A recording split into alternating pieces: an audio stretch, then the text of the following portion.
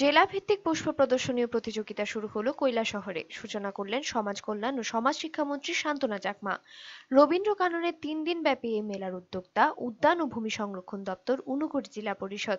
বক্তব্য রাখতে গিয়ে সমাজ কল্যাণ ও সমাজ শিক্ষামন্ত্রী শান্তনা চাকমা বলেন, প্রতিটি মানুষেরই সুপ্ত প্রতিভা থাকে, তাকে বিকশিত করেই স্বনির্ভরতার পথে হাঁটতে হবে। অর্জন করছেন, ইকোনমিক গ্রোথ হচ্ছে, তাদের ক্ষেত্রেও বলছি আপনাদের আজকে বর্তমান দিনে ফুলের চাহিদা খুব বেশি। অনেকে এখানে ডিসকাশন করেছেন, সেটা বলতে হয় না, তার জন্য অনুরোধ রাখবো, যদি কোনো ধরনের আপনাদের সমস্যা হয়ে থাকে, এই ফুল চাষ করতে কোনো ধরনের সমস্যা যদি হয়ে থাকে, আমাদের সরকার এবং দপ্তর আপনাদেরকে সাহায্য করবে, তার জন্য চিন্তার কোনো কারণ নেই।